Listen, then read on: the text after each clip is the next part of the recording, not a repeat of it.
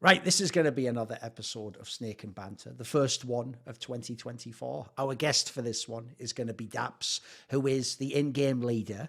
You heard that correctly. He is the in-game leader of NRG, not the coach of Team Liquid. So that whole last year, just a lie, wasn't it? It was just all fraud, fake, or secretly the whole time he was just waiting to insert himself in the Team Liquid lineup, obviously like some God Emperor Nico. No, give us some thoughts on that, Daps. Like normally we don't usually do like an interview segment, but in your case, like I say, you've had a pretty extreme shift of circumstances. Like you're back playing again and you're actually a player and you're in NRG, you're old dog from way back. So give us some thoughts on what's happened since we last saw you in a Liquid shirt, mate. There's a lot to unpack from that. It's not something that just sort of like happened overnight. I just kind of over time coaching the Liquid roster, I kept like standing in for scrims occasionally, and this happened when I coached EG as well. Okay. And I'll start with like EG. Like I filled in, or like Stanislaw took like a 2-month break, Oh, or yes, 3-month break, and I filled in for like 2 months. And after that, players are like, "You should just play, man. It's so much easier to play with you." Not like I bet. Listen, I can't lie. I bet that is a little bit of an ego booster. And they're like, when you call, it's just so easy. You just seem to know what you're doing. You should just stay. Well, yeah. I mean, of course, it like feels good. It's like, okay, well, like I'm the coach, but and then like, I filled in for like different players on Liquid, like occasionally, like not even IGLing. Oh, right. Just if anyone couldn't make a scrim, you were playing instead. Yeah, right, okay. Yeah, just play. Like I filled in for NAF once. I filled in for Patsy once. Filled in for Nitro. Okay. Like before the Paris major, Nitro wasn't there for a week. So I scrimmed for a full week before the Paris major. And like the players aren't saying like, oh, you should just like replace this player. Sure. But they're like, it's like not bad. Like we like. So it's more like validation that you can still do it as an IGL, right? Yeah, still pretty much. Right. Yeah, so like that, I won't lie, that like slowly kind of got to my head a little bit. Okay. And then like, I won't say like I lost some motivation for coaching, but it definitely kind of made me start thinking about playing again over time. Okay. The yearning came back. Because spoiler, like, obviously I did the intro, but the first topic is obviously picked by the guest. And don't worry, Maui. Daps is like you if you were a player. It's all just topics about him and his team and everything good. Like, okay. So go then, Daps. Hit us. What good topic have you got to bring with us from it today? Okay, well, hey, to be fair, I've been on vacation for like the last 2 weeks, so I'm not like up to date with current news. So yeah, I don't want to speak on things I don't know too much in depth on. So come on, what's the topic? So my good point is just NRG coming back to CS. Okay. And me having a shot again to play is exciting for myself at least. We'll see if it's good or not. Potentially not. How about this? To give us some flavor for this one, just give us some of your perspective. Like, why is NRG back in CS? Like, I know the guy Andy Miller from NRG, and as far as I know, his whole thing was like he says he likes CS and he wanted to be in it. It just has to be the right opportunity. Is the thing. He's not just going to come in willy nilly. So, I mean, if people don't know, he's in like all the other big games pretty much. So, like, why is NRG back in CS? Why are you a player again? Beyond just the Liquid standard anything? Like this specific group of guys, presumably, are people you wanted to make a team with. You thought it could actually be a quality squad, right? Yeah, I'd say to answer the energy part, Andy is a pretty calculated person, and I think he just sort of saw like the correct opportunity with like CS2 coming out, and is it implied you're his guy? Like he thinks that you're the one he wants to be in business with in CS because you used to be in the team back in the day. Was that part of it? Yeah, I mean, I can't like speak for him, but I assume just like my history with him and like having helping him build that original NRG team up over the years, and my working relationship with him's always been pretty good. So he just has trust in me, and I appreciate the trust he put in me. Okay. In terms of them coming back, I mean, just good time to come back in. There's a lot of players who are free agents, or a lot of players are a lot cheaper than they used to be, and I'm not saying they're going full budget, but NRG is definitely coming in like in a more smart way, and they want to be here for a long time. So they're not coming in and spending like $1 million on a player here and 700K on a player there. Okay. Thoughts, Maui, on NRG returning to CS? Them If I'm being blunt, I mean, I kind of made a point before that I was just kind of like, I'm not really sure if you guys are going to make it to the major. I think that's kind of like the main concern I have with the team. In terms of the pieces and in terms of an injection into North America, I'm glad that NRG as an org is coming back because it does feel like with the whole EG debacle that we've been witness to for the past couple years, NRG has been in good standing in terms of community perception. I've just frankly never really heard anything about anything behind the scenes going awry with this organization. So for that reason, I'm happy about it. But in terms of what I see when I look at you guys on paper, I'm not necessarily too convinced that like this isn't, you're definitely not a shoe-in to make it to the major. I'll put it like that. I think that it's pretty clear you guys have the caliber and quality to make it to the RMR, but this kind of feels like there could be like a heartbreak at the last hurdle for you guys. I don't want to be the bearer of bad news or anything. I just kind of want to see it prove because when I look at your guys' results lately, like the teams that you should beat, you've beaten all of them. And in terms of the ones that you guys just started, but in terms of playing M80, in terms of playing Nouns, those are the teams that I feel like you really needed to contest with. And I hoped you guys would hit the ground running and just kind of like actually surprise people and beat them right away. Because in terms of experience, in terms of your leadership, it should be better than those rosters. But you know, it takes a while, and I know it takes a while for teams like yourself to actually become competitive, even at this level. So beyond that, I think it's a decent investment for NRG. Like, I feel like when I look at your pieces, I would expect that this major is going to be very difficult for you guys to qualify for. But the next one could be possible. Who knows? There could be a move, but I'm sure you're not thinking that far in the future. I mean, to speak on that point, Yeah, I mean, you kind of said it. It's just it takes time, and even if like we should beat Nouns or it should be more competitive, or you know M80 it should be more competitive as well. It can take like to get like a solid base and go through everything and talk about everything, and then get reps after you talk about everything on all 6 maps we're gonna play. It can take like 2-3 months at least. And like when we played those teams, like even M80 and Nouns, for example, we practiced for about like 6-7 days to cover 6 maps. So it's just like not even possible to be like very fluid at that point. And even coming into the major, like, yeah, we know we're not a shoe-in and we're pretty realistic with our goals. You know, there's always a chance we can make a major. There's always a history of like top teams choking, making the major occasionally, or you know, teams not expecting to even make top 8, making top 8. So yeah, we have hopes, and we know we can make the major, but we're also being realistic, and we just need to like do things correct so that we're good eventually.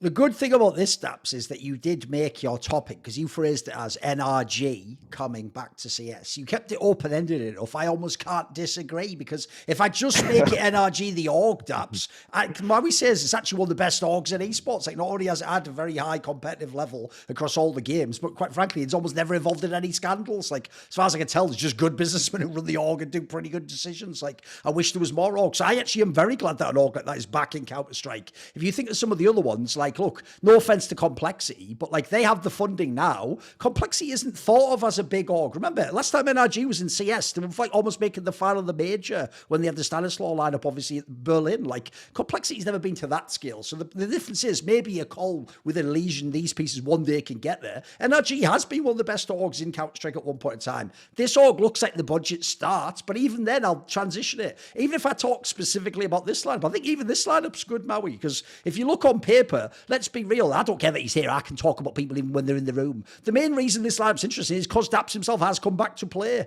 and we have seen he has built many, many teams over the years. And quite frankly, here's the thing I want people to understand. They all start like this on paper. They never start like the end product where they're all amazing players and they're getting hit. They all start like this where people are like, nah, is that even that good a lineup? And what you find is this. Here are the two players that daps will work on if he's actually going to do his past magic. One is Aussie, straight out the gate, I'll tell you, because I'll tell you right now, like, Cirque wasn't the fucking player he was in the NRG and EG squad when I first saw him join. He was like a streaky European AWPer who some people bragged about and some people thought, like, is he just a run-of-the-mill online AWPer? Like, he developed into a fabulous AWPer. He was actually one of the best in the world when he was under daps.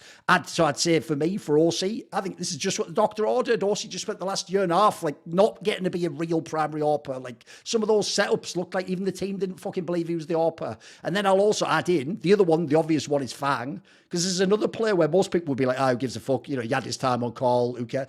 Well, let's see. Put it this way, if he doesn't work out under daps, then yeah, we'll write him off. But I'll give him one last chance. Maybe he gets used in a different way. Maybe this can be the Fogley/Ethan of this team, as it were, where people aren't quite certain, but you find a way to use them. So that's the key thing for me. Is I don't know that this one lineup's ever going to do anything. But the key thing is, once you make the lineup, you're only like one piece away. Like daps has a pretty good history also of recruiting European talents that nobody knows. So you might be able to find some cheap rifler that's actually some stud, and suddenly they've got some firepower. Go on, what were you going to say?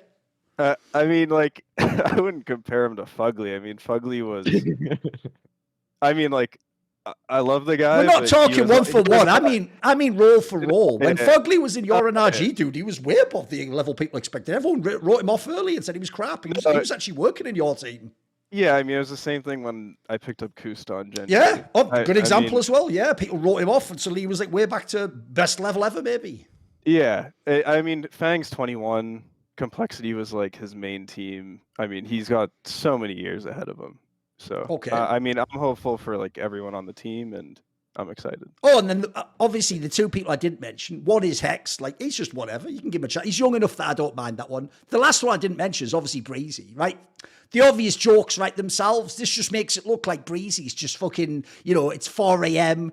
All the clubs are closed. There's no after party. So he pulls out the phone, doesn't he? Oh, my ex, daps.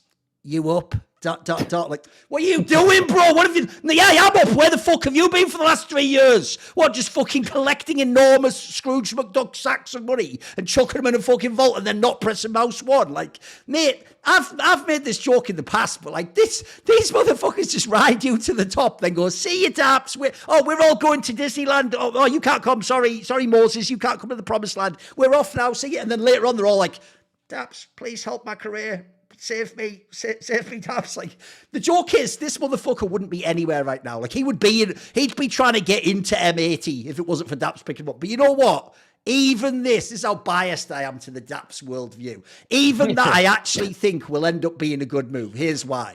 Because daps actually is going to bring this motherfucker back from the dead, Frankenstein style. And I bet he's actually half decent. I don't know if he'll actually be really good again. You have to prove that. Like, when it's been this many years where you've been sort of whack, I can't, like, just assume you're going to transform. But it's not impossible, put it that way. I'll at least give, like, the lifeline that it's possible. So I actually think that one's not even bad, by the way, because the analogy for daps goes like this. That is a player where it's a big name from the past that most people aren't going to gamble on. But if you're the one who gambles and it works out, you've sort of like found money at that point in time. You got out of nowhere, So I don't even mind that as the gamble. Like, it can't be all young players. You're going to have to try someone to bring them back to their old form. Do you have any thoughts on the Breeze angle, by the way, Daps? He's your boy from back in the day, right? Yeah, I mean, I was in the EG system or ecosystem, whatever you want to call it, and it's a disaster. And yeah, that might be an understatement at this point, but yes. It's a disaster in like so many ways that like I can't even explain. Okay. And like there are some good people that work there, but like overall it's just like players go to die there. Like the joke is, after being in EG, Daps was like, you know what, fuck it, I'm just going to try that Valorant game. Like, that's almost true. But yeah, I mean, Breezy, I pugged with him the last like 2 months, and I watched like some of his games even before like we decided on like what the roster would be. I mean, he still has the skill. Like the skill is. That's still what Maui there. said. Maui actually has the point that he actually thinks Breeze will get it back together, right? I think it's because we played him in a pug, and I was the only guy with an aura. He has the aura. He still has the skill, but yeah. I think he just kind of fell behind on meta a little bit, being an EG, and I think once he gets like up to date and like playing in a new system and like sort of a fresh environment, that there's like a high chance that he'll come back to form, and maybe he won't hit his peak form again, but I don't need him to hit that form. No. I just need like 70 or 80% of that. What I'd say, by the way, just to wrap up my point, is just like this. If you notice, I went stage by stage and from the org to the tip. Essentially, like, if I had to look at this lineup today, yeah, it's borderline it'll even make the major. Like, if it gets to the RMR, it's got a chance, but you depend who you play and obviously individual form. But like I say, to me, I don't look at this 5-man lineup and go, where's this going to be in a year? It's more like, right, once this lineup gets going, I just wait for them to pick the one piece up. For the sake of Daps being here, I won't say who I'd replace, but there's at least one player I'd replace. I think if you get one good rifler, you're actually not that far from being good. good. Especially because I'm going to assume that daps actually is a good in-game leader and he does a good job, therefore elevates the level of the players, you know. So this is why I think it's hard to judge lineups like these, because to me it's a bit like some of the Snappy and Ents lineups. Who the fuck would ever said any of those lineups would ever be good? Nobody ever took one of those lineups and ever said they'd be like top 3 in the world, because the Snappy factor can't be accounted for. Very good in-game leaders, they have their own styles, you know. So we'll see. I will say though, daps, if this team's shit, it's all your fault, mate. You picked him. Hey, I mean, I'm 3 years younger than Snappy, so I got 3 years. Okay, there you go. Okay, all right. Yeah.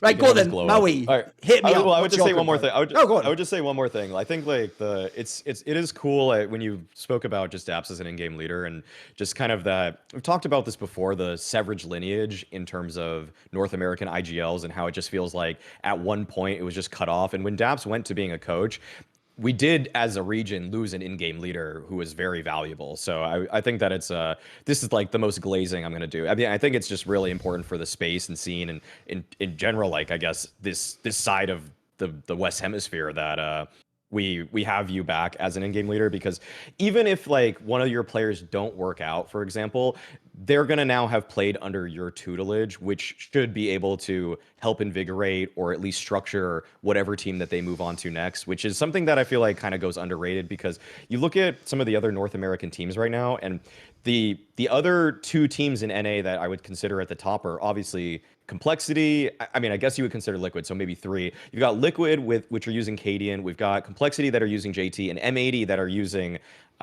Manx as an in-game leader. And it's just kind of like, none of these guys are actually North American. And so there's something to it where it's nice to just see someone from the actual region putting forward a roster that should be top tier, at least in this sector. And obviously, look, the low-hanging jokes, I'll just throw it out there. And obviously now daps has actually finally completed his Dread Eye training, because he learned under Yekindar, who, if anyone's ever met, knows everything about Counter-Strike. So finally you're ready to actually be... Now you can probably win the major, to be... Maybe that's why Breeze is willing to play with you now. You finally figured out how to call the great calls of Counter-Strike, you know.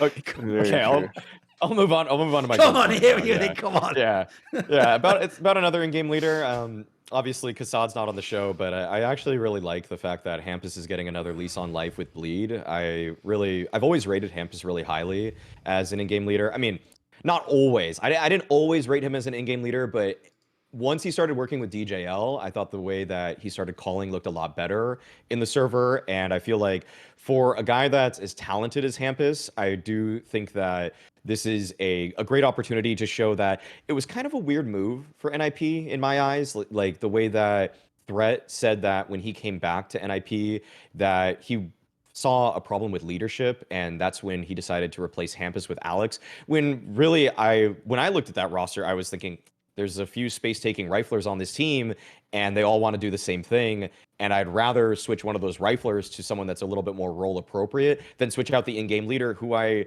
more or less never really had a problem with, because, I mean, Alexi B didn't have success with that core, Hampus didn't have success with that core, and Alex, I mean, we've yet to see. They haven't really played too much yet, but I don't really see him making a huge wave on that roster either. And so for Hampus, I'm glad that he's at least just landing on his feet, because not only is he a solid caller, I'm not going to rate him like an A or a B, even like a B plus caller, but I think he's like solid B minus, a B for tier 1 CS. I would... Like, he's a fantastic individual. Like, he actually has so many more games where he has pop-off potential. In terms of just overall regular production, it feels like he's slotted himself into a system by his own design that is very suited to his skill set, which is just aggressive space taking.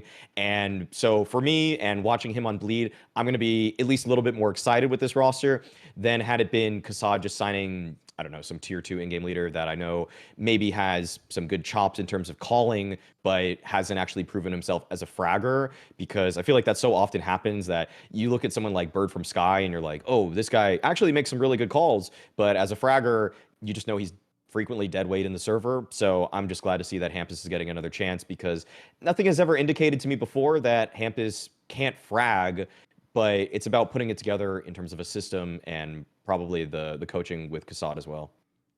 What do you think, daps? Was he didn't Hampus take like a break or something? Didn't he have like personal issues last for a year? He didn't while, play and very then- much. He had like a whole period where he was off. Yeah.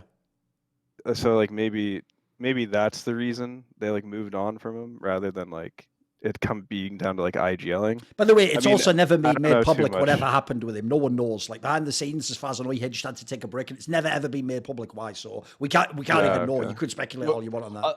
I'll just, before you dive into that, Daps, I'll just say for clarity, Threat actually specifically said on some other like NIP product, like I forgot what the name of the product was, but it was something NIP put out themselves where Threat said, I'm looking at leadership as the thing that we need the most right now. And that's when he cut, that's when he cut Hampus.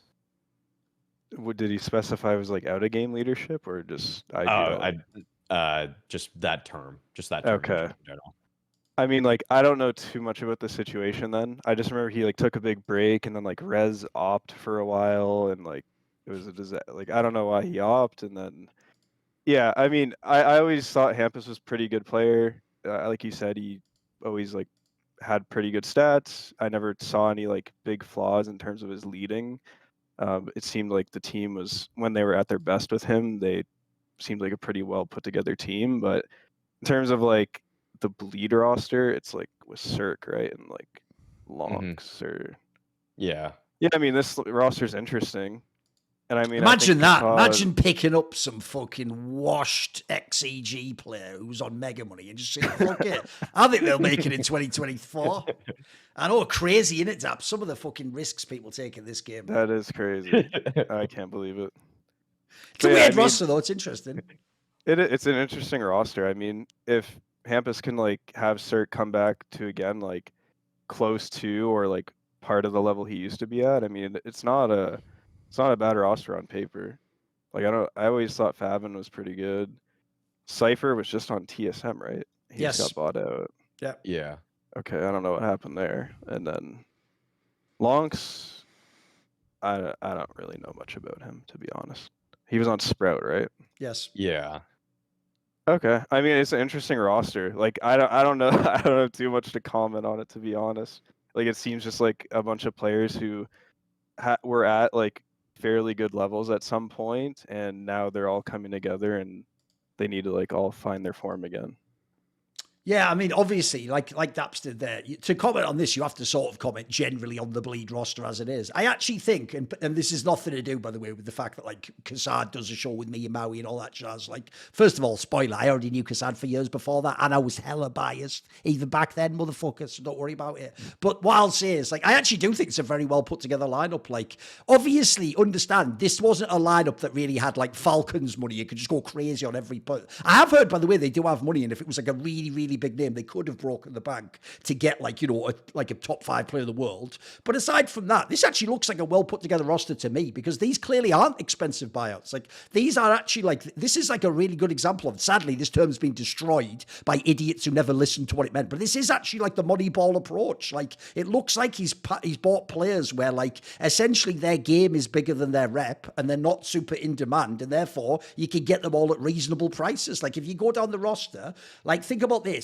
So as you just say, the Cypher guy basically had a cup of coffee in TSM and then was just on the Into the Breach lineup that had one run ever that anyone cared about. So like that's not like a super, super cheap player, but I tell you, the buyout wasn't insane. Like that's just a quality player. If anyone's ever seen that guy, like he's just a really good, like brute force entry player, like has real potential, seems to have a very good attitude. If you look at Cirque, it's the same story as with Breezy, isn't it? It's like, obviously we all know he's amazing years ago. He seems to have had some big motivation issues and his game dropped to shit in EG. But at the same time, just like Daps' case, if you have to gamble on someone, sometimes you can't make all the gambles inexperienced players that might make it. You've got to try one that was a really good player who can maybe get back there. Like that, I think this is like a good example of a veteran gamble, especially because, by the way, he's gone for AWPA. Like right now, the AWPAs are all the ones that cost like fucking 500k buyout and stuff. So I don't hate that one. And then Farvan was one of the better players in Big. Like I actually think he kind of got a bit slept on, because that like Big going down in the world rankings, hence why you don't hear Maui bringing him up as a point anymore, isn't really Big's fault. It's more the rest of the teams got good. They just benefited from the weakest period ever, was when they got those sneaky like runs through blast and stuff. Like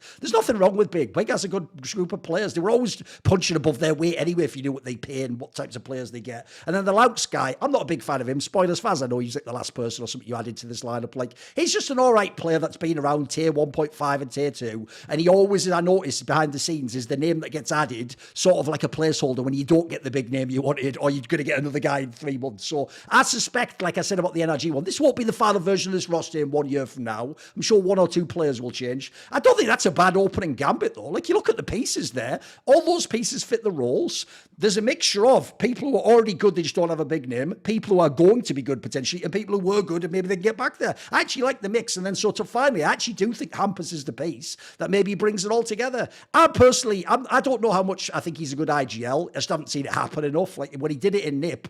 The point here is this, though. Before, I used to think he was a bad IGL because I saw how good he was as a lurker, and I thought, well, why waste your game being an IGL as well? But there's 2 things to say. One, it turns out when I've actually gone and looked into it, apparently all those interviews when he was in NIP are actually sort of misleading. Because if you look, what they really did is this. Every time they were going to get an IGL or they replaced him, they would sort of have him make a comment that was almost along the lines of like, you know, like, oh, maybe I didn't want to do the role, or maybe like IGL isn't for me. But as far as I know, Maui, behind the scenes, people tell me the whole time he's wanted to be an IGL. Like, this guy actually does want to be an in-game leader in Counter-Strike, I've been told. So that's all. That story has actually been overblown and pushed the opposite way to sort of every time be like, right, well, he's a really good individual player, so obviously he doesn't really want to do it. They just make him do it. As far as I know, he does want to do this role. So, by the way, if he can even IGL at a good level and make what he does individually work, this could be a solid team. Like, there's some good pieces here. And by the way, I do think an individual player, look, he barely did play last year. Like, I looked it up. Last year, he played 25 maps on LAN. So that's fuck all, essentially. Like, he was barely playing Tier 1 CS. If you think of the player he was in 2021 and 2022, before the lineup changed drastically and he had to go out there, this was a really good individual player once upon a time. Like, he actually had some, like, he's a player where, put it this way, if he'd have stayed in the same fort, he could have been a top 20 player. He could have been like 19th in the world or something. He was getting to that sort of level. So I actually think he's sort of a sleeper good player. Like, I'm just interested to see how they make the IGL angle work. And then the last thing I'd say would just be, there better not actually be an IGL change after this. Like, if I've just decided, right, okay, so we've gone back and forth, does he want to be an IGL?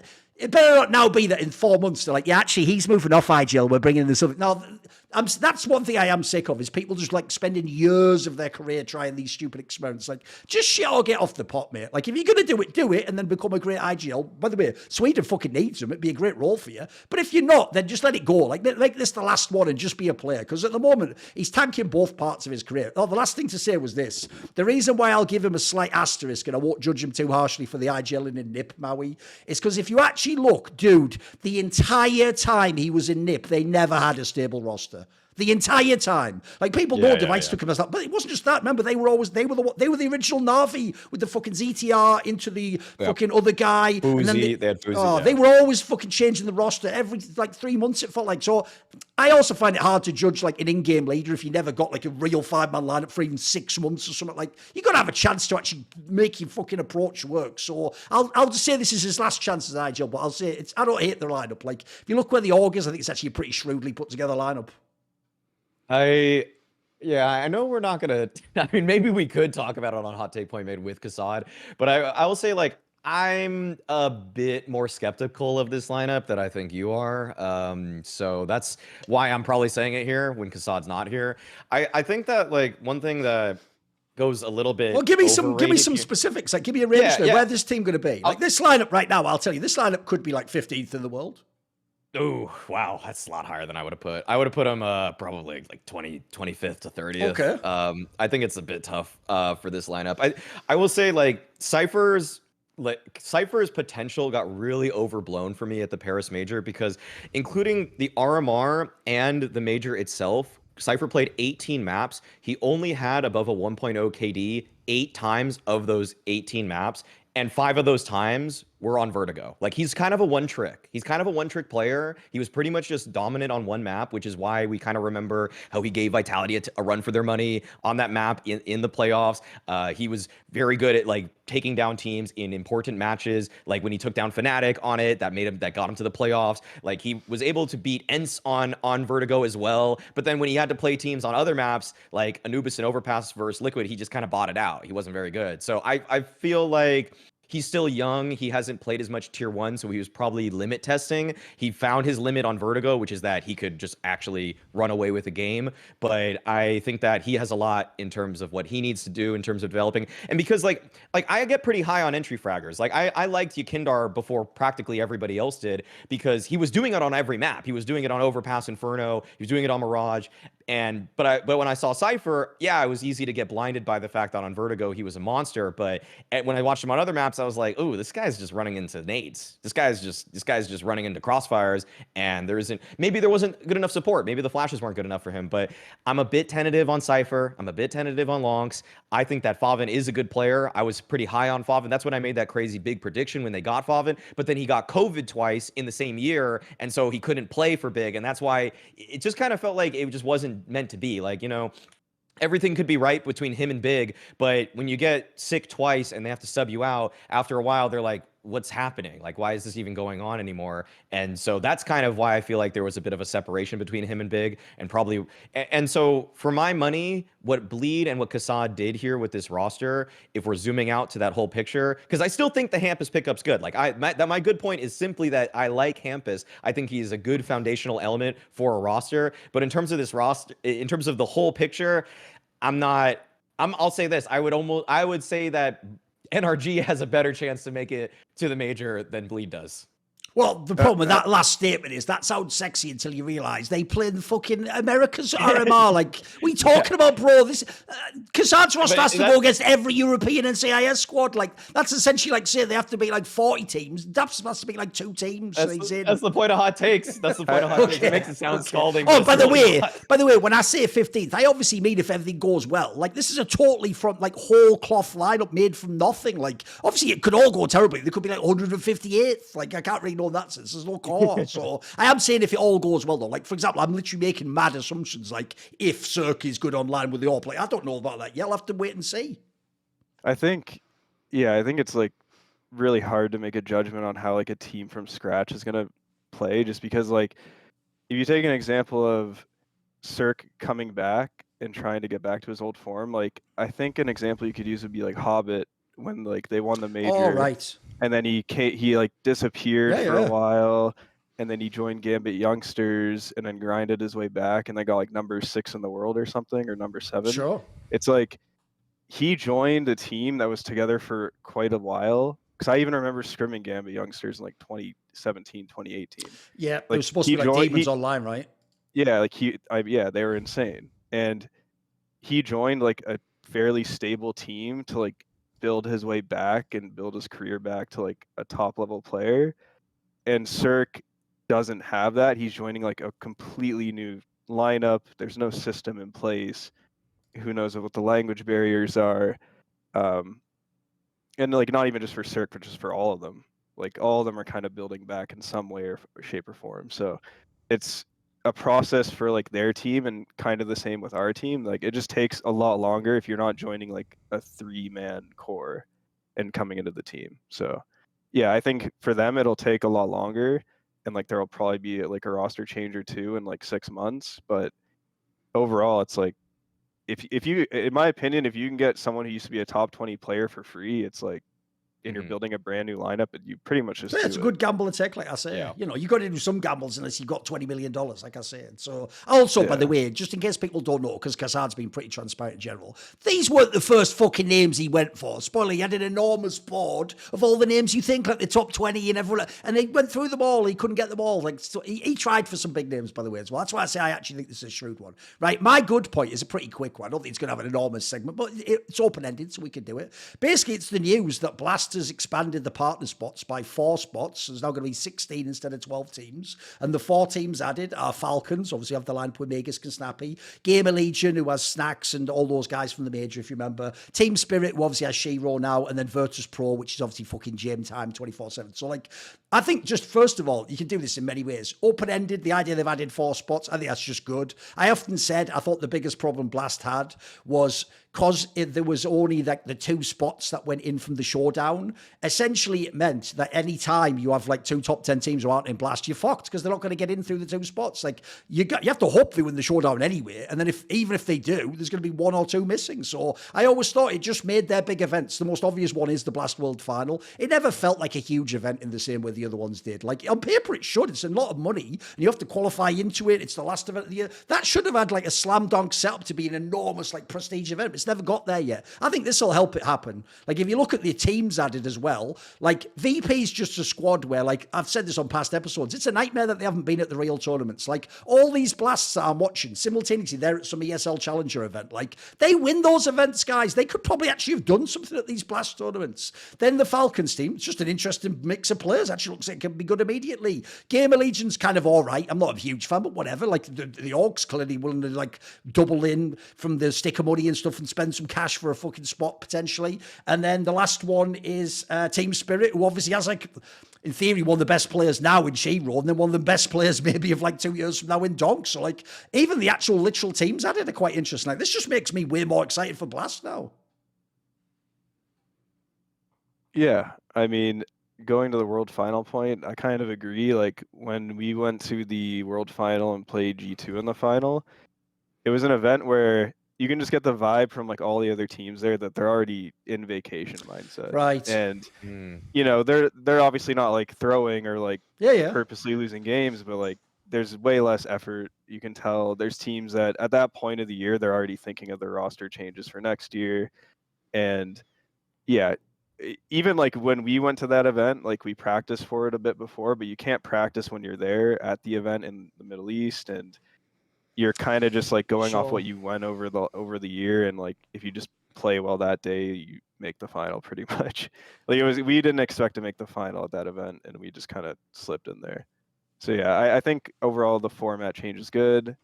I assume Blast is doing it to prepare for 2025 when with the Valve changes and stuff. Yeah, so I assume it's just they're preparing to, like, kind of be ready to host bigger events where it's more open-ended. And by the way, just as a detail, because I notice fans often get this wrong, Daps. I notice fans do this weird thing where even though if you ever go and read what Valve says, they haven't actually explained what they're going to do about the partner system. No one really knows yet, like, publicly, concretely, what they're going to change. But because they sort of implied, like, maybe we'll get rid of partner system, right? Here's what my guess would be. I don't know what your take is from someone who's been inside an org. My assumption, by the way, is that what they want really isn't to get rid of partner system. It's to do what ESL does with theirs, which is, like, if you're a partner, yeah, you're going to get invited to, like, IM Cologne. But if you're, like, the third best team in the world and you're not in the partner system, you're going to get a spot as well. You're going to either get a seeding or you're going to get an invite. Like, I assume it'll be more like that, Daps. You'll still have a partner system, in my opinion. It'll just be like you have to sort of make it a bit more open to the circuit and good teams can get in, maybe. Because I don't think they want to get rid of rev sharing. I think that angle's been overblown by fans. That's just my guess as an insider, you know. Yeah, I don't know. Like, I don't know where you guys are thinking as players, but I'm assuming it's going to continue. Hence why people are getting into these leagues, you know. I think, at least from what I knew, there wasn't any, like, decision made at all. Even from, like, the org side, I think it was just mainly, like, orgs talking to ESL and trying to figure out what the plan would be going down the future. But yeah, definitely, it's really bad for the scene if the rev share goes away. Because I think so. Yeah.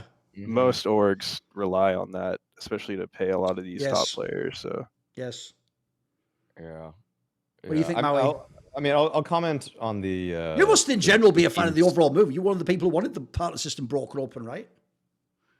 I've actually, because of rev sharing, actually been kind of a fan of partner systems, just because I feel like it's one of the few ways to make this ecosystem sustainable. So I'm actually I'm not really a big fan of what Valve did, to be honest. Like, because I also think that the narrative building is going to get really messed up, because I feel like sometimes with this game, you just get these random teams that just shoot up, like a Gamer Legion, they get top 2, and then they just get picked apart, and then it's like, okay, well, we let that team into the circuit. Yeah, it was cool that they got that opportunity, but really, we're only still talking about one player from Gamer Legion. Like, if I want to, like, think about the teams that they got on board, and I will include Cloud9, I think that's a 10 out of 10 replacement for EG. I think VP was a 10 out of 10 team to get into this also. Falcons, also, I mean, they're unproven, but in terms of what these players have put forward in the past, I think that's a 10 out of 10. Spirit, because they're seemingly the next up-and-coming team that has the potential with Donk and Shiro to do so much damage. I think that's amazing too. I think Gamer Legion, again, this is just a remnant of the fact that they had an overperformance at the Blast Paris Major under the tutelage of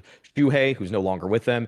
And ever since, I mean, last couple months, this team has been pretty bad. So I feel like, I don't even know how they're in the top 20 still, if I'm being completely honest. Like, they're losing to practically everyone they play against in the top 20. The only teams they've beaten, actually, since November has been 3D Max and a Fnatic roster that just signed new people, but they've lost to everybody else. So I feel like Gamer Legion, like, just like such a weird random team. Like I would have rather if this were say like even Apex, I've seen so much more from that roster lately. Even I mean Monty obviously would have been better too. But I mean overall, like I think it's really good. I do think it's really good the expansion. I do think that Blast was a little bit too much of a closed circuit. That's why it drew the ire before from people like Snappy, who was so public about the fact that he just really disliked how Blast was just like Blast teams are just gonna make it, and like the showdown is kind of a joke qualifier because you're just playing a qualifier to play a qualifier to play a qualifier.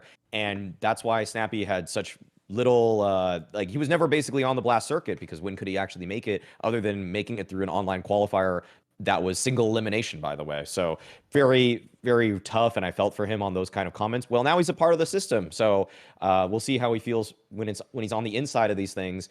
But yeah, with the whole, like on the organizational side, I would say with Blast, yeah, I think that was a very an astute point from daps that it does seem like they're trying to prepare for the fact that they are going to be forced into an open circuit in 2025.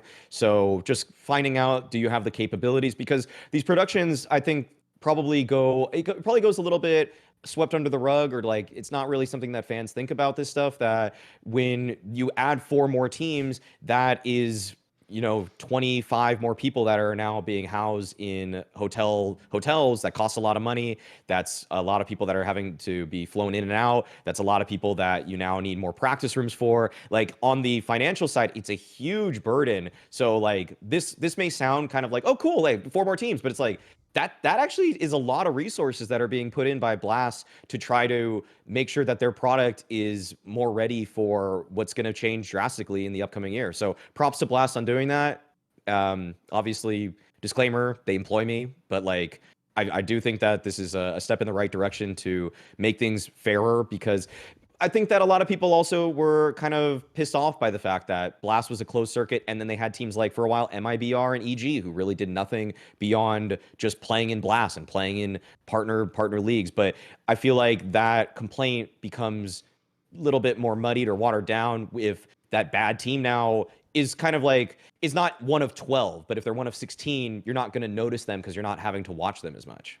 By the way, here's the person you should actually feel sorry for. What do you mean, feel sorry? In light of this news, here's literally the person I want everyone watching this show today to feel sorry for. And it is Snappy from Team Falcons. You're going to think, what do you mean? He's just got a blast spot, right? I've heard it is totally true. Nico was literally going to join Falcons. It was going to happen. And that the reason last second he did change his mind is he realized, oh, fuck, I won't be in any of the partner system though, will I? Like, I'll be a sort of... So the joke is they're in fucking Blast anyway. So this same lineup he already has that's really good. He could just have that lineup with fucking Nico instead of Boros. Which, by the way, if he has that lineup, like, isn't that like... He could just walk into the next tournament and just be number 1, like, immediately. So, look, he's still got a great lineup anyway. In the end, he got the RMR spot from fucking Ends with the players. So he's got the RMR slot. He's got a Blast spot. As long as you're high ranked, you get into ESL anyway. It actually turns out the joke is, it's actually... Falcons can literally turn around and just moon all you cunts in Counter-Strike, because you all laughed at them for a whole month and said they were all idiots, and they've got everything you said they wouldn't have. They've got star players, they've got the players you all told me were going to be in Heroic, they've got the fucking RMR spot of Ents, by the way, and now they've got a fucking Blast partner spot. Like, what haven't they got? The only thing they don't have is Nico. That's it. Nico and Melissa, that's all they didn't get, right? Like, it's actually turned out pretty fucking awesome for Falcons. But like I say, the brutal thing is, if you snap, you actually could have had Nico. It could have literally happened like the dream lineup where you could have just walked into a number 1 in the world lineup. So it just shows how like timing is everything in fucking esports, unfortunately. Like, just shows how people, they can only operate on the info they have in that moment. They can't know in like 2 months what's going to happen. Right? That is the good section. Now we are going to go to the bad. So Daps, what is your bad one? Because here's what's funny, right? I hope you phrase it the way you wrote it, because the way you wrote it like looks like you made it funny. But go on, tell me what it is. What is your bad point? Bad was just our results on Liquid after losing See, it was funnier because he didn't write it that way, Maui. If he'd have just said our result, no, he just wrote. Are you listening? Remember, in this context, I'm supposed to pretend like he's just daps from NRG, another team. He's coming on the show with his point was written this way, Maui. It said Liquid results after Nitro and EliGE were gone. But what I love about that phrasing is that just sounds like it's like after I was gone. But yeah, whoa, wait a minute. People think that's wait a minute. After Nitro and EliGE were gone, like that sounds like shrewder way to say it. Like, go on. What is is the problem in this sense? You think they've just been too bad for the squad? They were supposed to be better? Yeah, so like in terms of the roster, because you're sort of flaming yourself in this one, right? You made the roster moves, didn't you? Whoa. That was a team decision. Okay. These are team decisions. And no, but I mean, honestly, low-key, you're actually being a bit humble. You're flaming yourself a bit, right? No, of course. But also, it's not like completely our fault, and there's like a lot of context to Go on it. then, hit so me it's with it. like the original roster that we had decided on, we were trying to get Case Rado, and he turned us down back then, and he turned them down again this time. Yeah, people don't know you did actually turn him down for this lineup. Yeah. And then Flames, we were very close to getting. Okay. It was Flames going to us or Vitality, pretty much. Okay. So the original like proposed lineup was like Case Rado and Flames. And then when that didn't work out, we had the option to keep EliGE, but you know, not every player wanted to continue playing EliGE, and I think also EliGE felt sort of like the same about staying to some extent. Like I remember talking to him, and EliGE even offered to play like anchor spots and like completely change his roles. Okay. But to be honest, I told him I don't think that's best for him either. I don't think it fits like his play style at all, and he's never really done it before. So I think I personally said like I think it's just better for your career if you just like go to a different team. I mean, it seems like you're right. He looks awesome in fucking Call, didn't he? So yeah. Yeah, and I think personally, just like keeping EliGE just based on like all the internal stuff, it was better for his career to not be on the team anymore, and we thought it would be better for us as well, but it didn't obviously turn out that way. And then we kept going through options, and you know, Patsy, I'll defend the roster moves that we had at the time. It's like Rainwaker on paper, like me and Yakinder sat down, watched like demos of like 30-40 players, and just like went through each player of like, this is for the replacement for Nitro, or just like we just need an anchor, someone who like plays fairly like high percentage, doesn't like over peak, and this was the name we eventually came to. And then Patsy was the other replacement for EliGE, and again, filling that role was like pretty hard at the time, just because like we were making a roster move at a time where like we're either spending $700 or $1 million to get somebody, which didn't seem like it was an option, and we just went with Patsy because Patsy, you know, he's a good player. Like we got owned by him. He was pretty good on Spirit. He had a good year. Just a gamble on a promising player, right? Yeah, he's 19 years old. He made top 8 at 2 majors at 19. Yeah. It's like, why not? And I think the biggest issue that it came down to, if I was to generalize it, was we just made too many of these changes at once. Right. Where it's just like, and you changed IGL at the same time as well. So you did IGL change. Yeah, so that's the third thing. Right. Yeah. So it's just like, it's not necessarily that like each individual choice was bad. It's just all 3 at once was just too much. And I think we realized that we just bit off more than we could chew out of the gate. And at the end of the day, it's like we weren't lazy with the scouting, and we literally explored every option we could. But just at the time, it's just there was no other options that we could get. And unfortunately, just all 3 of those changes at once, just it was just too much of a burden for us to kind of like find our results again.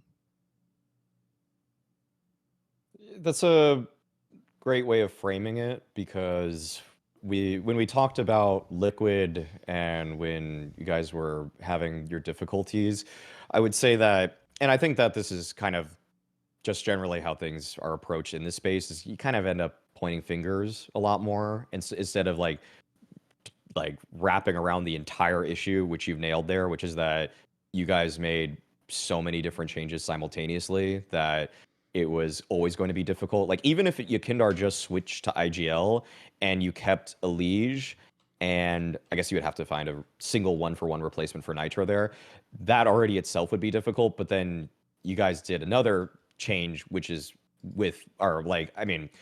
having EliGE leave on top of the fact that Nitro left, and switching in-game leaders, and, you know, integrating Rainwaker and Patsy, who came from totally different playing backgrounds. Yeah, it was definitely going to be an arduous task. So I feel like the way that the narrative shaped itself was so much more like, Yakinder is such a horrible IGL, Patsy, or like Rainwaker just was such a bad pickup, or Patsy something. I don't know what Patsy to me felt like he got the shortest end of the stick. I feel like we never really were excited by Patsy on Liquid, but we all knew he was good. Like he was so good for Spirit. He was seemingly in some games he was their best player in big moments. So I always held out the most hope for him, but it started to be like I started to definitely point the finger a little bit more at like Rainwake or Yukinder's in-game leading or something like that. But yeah, I mean, I don't know what even much more there is to contribute to this, because you just kind of shape the new narrative, which is that was just too many moving pieces. What I would say is this, is of the moves that you made, the main moves, I think the only one that I think is categorically bad was the Yekindar to IGL move.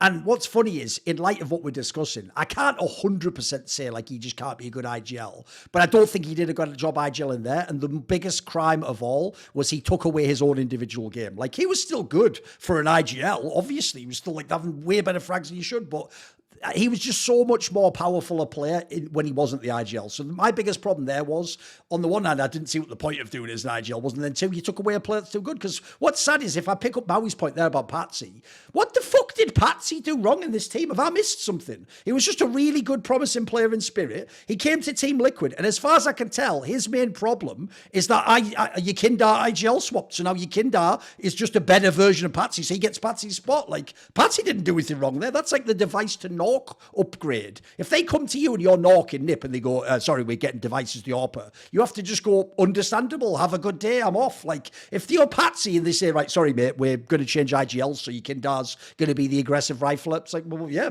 I agree. See ya, I'll be on my way. Like, that's not even, he didn't do anything wrong. In fact, I predict when Patsy comes back to Europe, he'll be a good player again. He'll one day be again considered one of the better riflers from the CIS region, and he'll be a talent. Like, he was just a good player. I watched most of the Liquid games he played. Rainwaker, if you understand what daps just said, that he never came in with some notion he was going to be a massive fragger and a star. He was just there to essentially play a safe, calculated game within the team concept. I actually didn't even think he was bad, mate. I watched a bunch of his games. He actually looked like the player they're describing. If that's what they were looking for, I can see why they saw it. He did look like he understood how to play certain spots, and he wasn't trying to be like some crazy FPL player who's some aimer or what. He was never even trying to do that game. My biggest problem with the team is why actually Daps' point wasn't just the lineup. It was the results since they made those changes. EliGE left and Nitro wasn't in the team anymore. I agree. The results were terrible. I mean, there's basically like a little bit of false hope at the Blast groups, and then after that it was irrelevant. Like, the results were just dog shit. So the other problem I think as well as this is, like I say, you essentially took Liquid and just made Yekindar less powerful. And then I'll just throw this in there as well. I hope one conclusion people do take from the Liquid changes is, can we actually please give Nitro some flowers as a fucking in-game leader? Because people tried to make it sound like this guy just sucked, or, they heard all those pros sing, like, he's quite predictable. Notice they didn't say he's easy to beat, though. They just said predictable, as in they know what he's going to do. That doesn't mean it's not a bad call. It's a bad call, by the way. This guy, every fucking team he's been the IGL in since he took the role on properly, it's just a quality squad. Like, think about, dude, Liquid didn't have the craziest lineup when he was the IGL, but they were right in the mix. They were in the fucking majors. They were in playoffs. Like, they'd have the odd run at lands. Like, I think this guy actually just got underrated as an IGL. Like, something about Yekindar. This guy just was like a super veteran who was very good at his job. And even if it was on his last legs, like, I think you have to give him his respect. Like, it's not about whether Yekindar was good or bad. I think people are ignoring that Nitro left the lineup. Like, that guy was Team Liquid for years and years. Like, every player knew how to play with him. Like, I think, what would you say to that aspect, Daps? Because it feels like people did just ignore that Nitro left the team. Like, they just pretend like he was fucking surplus to requirements or something. I'd say with Nick or Nitro, I'd say his like biggest strength that's sort of, it's an intangible, is that he is a glue guy. And like, not to be cliche, like to kind of go more in depth, it's like he is very good at listening and like accepts all ideas, and he may not be like a Cadian or someone who's like, oh, this is my way, like, in yelling and stuff and like motivating people in that sense, but he's very easy to be around, and he's someone that everyone feels comfortable talking to, and he creates that sort of environment that a lot of IGLs don't create, or a lot of people have a hard time creating, and it's natural for him. So it's just, that was something where when Yakinder went to IGL, it's not necessarily that like Yakinder's a bad IGL. Like he understands the game just as good as anybody, and his calls weren't bad either. It's just that we lost a glue guy in the team because it was just, I'm coaching, and there was definitely like more I could have done coaching. I could have been like a lot harder on Yakinder for sure. I'm always honest and like say my opinion, but I could have been a lot harder because we lost that like second person in game, and that's a hard thing as a coach, is like I can't do anything when the round's live. I can't be there, and we kind of lost that like second voice in a way. And we'd hoped that Patsy would be it, and Patsy, there was definitely like a pretty big language barrier. It was pretty hard for him to communicate in English and like say what he wants to say like fluently. And, that's where OC stepped up pretty big, and OC kind of filled that role when we weren't really expecting him to like fill that role right away. And at the end, it just wasn't enough. Like we just needed like another person on the squad to kind of like bring people together in game. And yeah, we just didn't have that. Right, let's do it, Maui. What's your bad point? Mine is the ranking that HLTV gave yesterday as of the time of recording this, that Frozen is the 12th best player of 2023. Here's what I love about this. I love the way that your reaction to that is like when I saw famously that Nico was 11th in 2016. It's like, it's not even that you just disagree. It like actually like almost morally outrages you, doesn't it? You know what I mean? Like, I know who they're going to put for the 1 through 11, and I just so vehemently disagree with many of these people that are on it. So I'll just say, did you ever do like a hypothetical list yourself? Like, did you try and figure out where you would have him roughly? I'm going to guess for you would be like, what, 7th or 8th or something, right? 7th. I would have had him. I thought so. Okay. Yeah. So I would have put him there because the people that they put above him they're going to put Stown today. I think as of the time of recording this, they haven't said who's number 11. I think it's going to be Stown. It's got to be.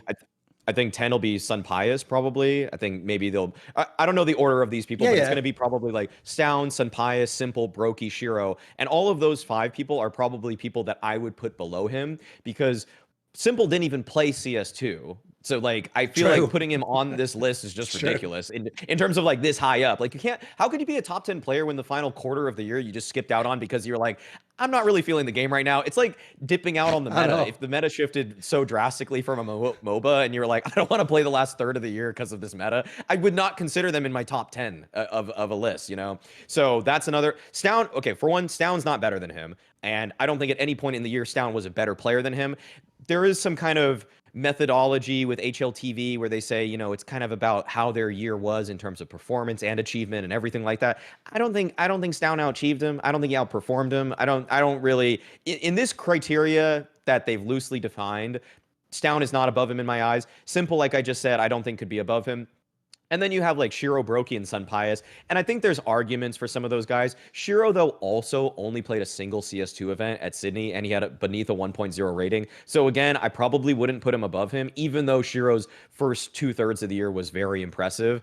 But then Brokey, Sun Pius, I think there's like Brokey to me, wow, like I just couldn't really, like there were so many times this year where Brokey was so unreliable for FaZe. He had to me some higher peaks than Frozen in terms of just taking games over completely, but I think that goes hand in hand with using the op, and you're just going to have these weird pop-off games, but it's also why he dug FaZe into some really deep holes at points where FaZe was slumping throughout this year. So I felt like Brokey's variance is something where I probably just wouldn't have put him above him. And then Sun Pius, pretty stable force, arguable for me, whether you put him above Frozen, but I would not have, obviously. And so I just feel like this rating in terms of where it's going to etch Frozen's name into the annals of CS history is criminal because so many people take the HLTV top 20 ratings and the placement as such gospel that when they look at Frozen and what he was able to do on a pretty underpowered Maus lineup until Shuhei got there, by the way, and Yimpak got there, he was still playing so well and above and beyond everybody else on that roster.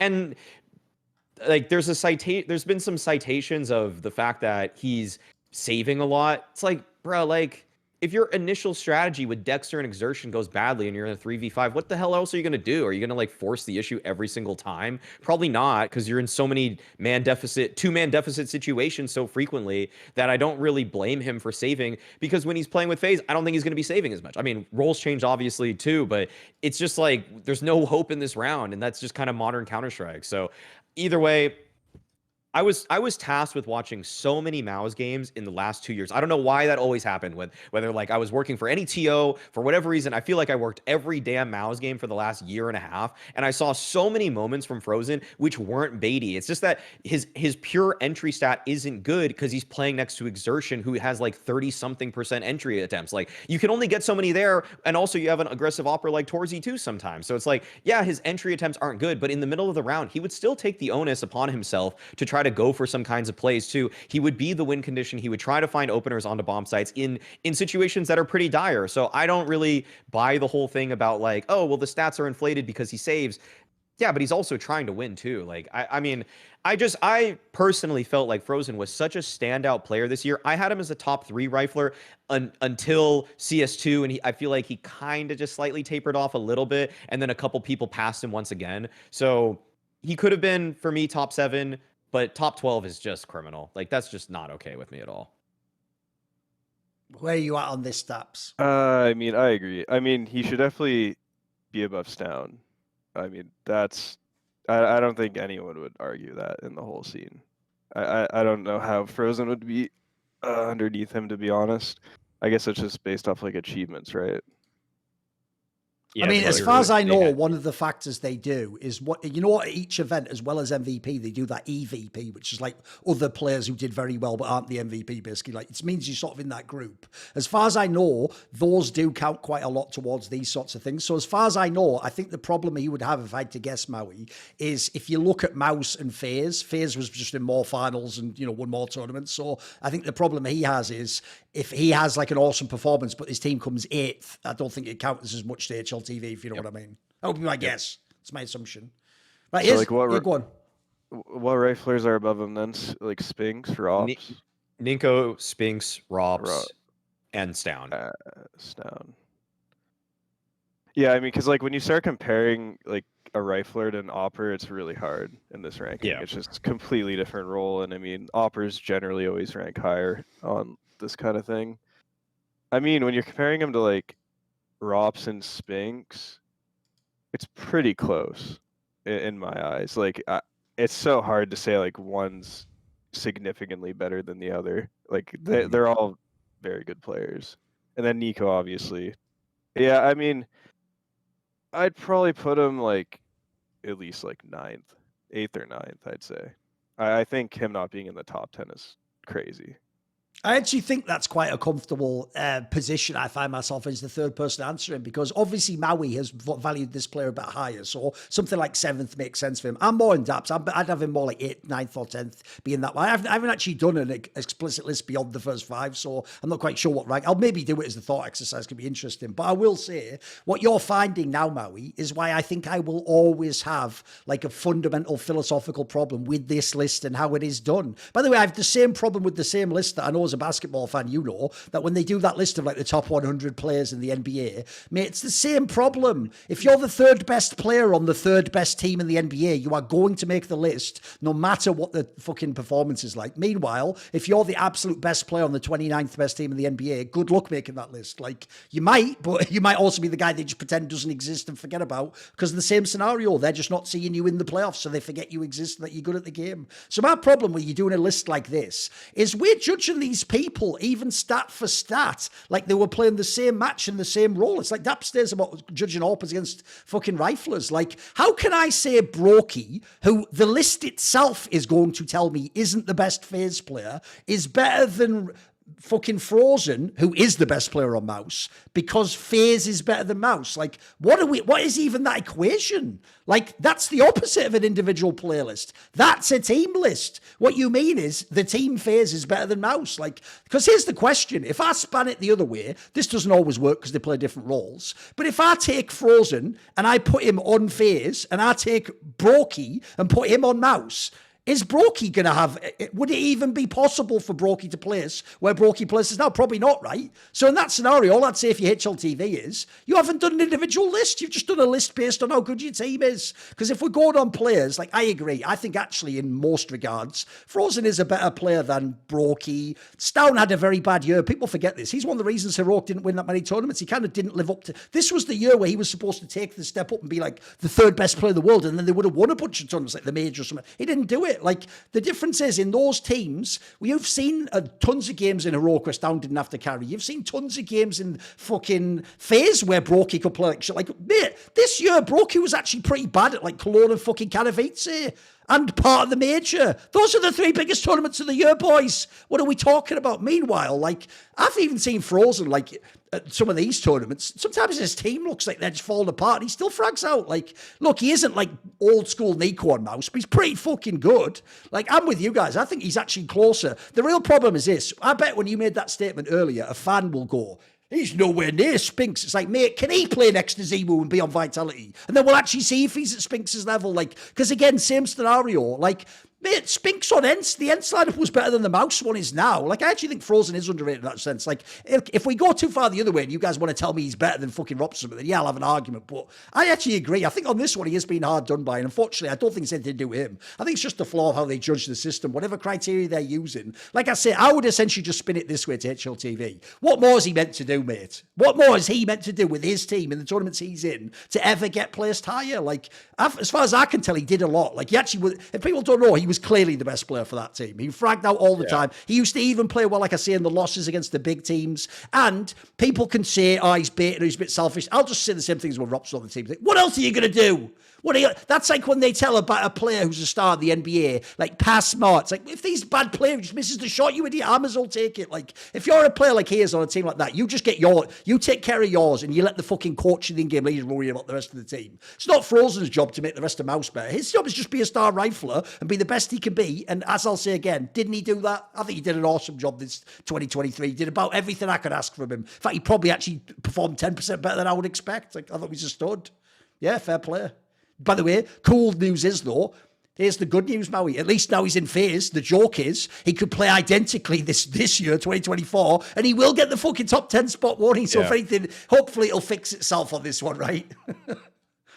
Yeah, glad to see that he's on the roster that he deserves to be on for sure. But, like, I mean, the thing is, I feel like that little snub that I thought for ESL Pro League where Torzy won MVP over Frozen too, probably likely. Which, let's be real, that was like a 1A, 1B choice on that one. Like, people acted like, you know, that's the problem with those MVPs as well. When you see the MVP in history, like, this guy won it, you think that, like, he was far and away the best. Like, in that one, like, you could have given either of them at that one, mate. They were both awesome. Even the Yimfat guy was pretty good.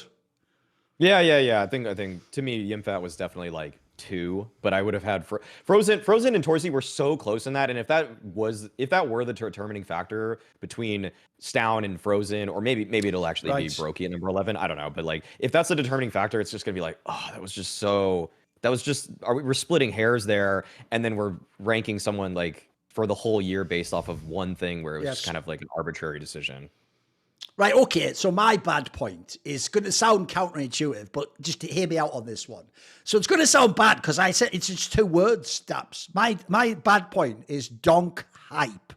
Now, you might think, what the fuck? Because if you actually do watch this player, I get why people are hyping him. The eye test looks really exciting.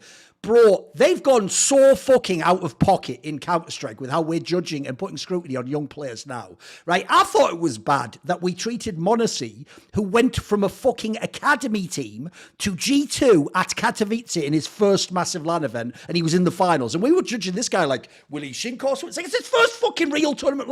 The donk guy isn't even at that level yet. And people for real, this is not a joke, are having a convo now of, like, when will he, like, overtake Ziwu and be like the fucking GOAT of CS2. It's like, he hasn't even gone to a fucking real tier 1 LAN with a proper top team. Like, what I'm pointing out here is it's nothing to do with the player. That's why I gave the example of Monacy. Maybe this player could do it. He could make it through that tiny gap and be the one who does become like a new Simple or Ziwu. But we can't scrutinize you like that from day one. Day one, like, mate, I think it's bad what they do in the NBA and the NFL, but at least they give you the $100 million contract and scrutinize you like this. This guy's just chilling on some fucking spirit contract, and we're actually going to judge him like he has to sink or swim like Ziwu, or he's not going to have made it. Like, we've got to fucking bring, like I said, it's the hype. Just turn that dial right back down. Turn the dial down to like a 3, and then when he goes to LAN, if he frags out, like, by the way, you Kindar did and Modesty, then we turn it up to like a 6, and then when he starts to look like the best player on spirit and they're getting some upsets, put it up to an 8. Don't start at fucking 11. Like, this is gonna, because the problem here is maybe Donk can make it, mate, like maybe Modesty did. But if we keep doing this approach of massive scrutiny on people on day one of them being like any potential, we're gonna actually ruin some players' careers. I guarantee. Like, some people are gonna get such hype at the beginning, be considered a bust, and then the joke is 3 years later they might have finally made it, but they'll be forgotten by then. What do you think on this topic? You have any thoughts, Daps? I'd say, yeah, it's definitely a risk. I think I can't think of any names off the top of my head, but there's definitely like players I've played with at least that maybe they weren't at his level, but they get pretty affected obviously by comments people read and stuff, especially when they don't have experience, getting shit on yet.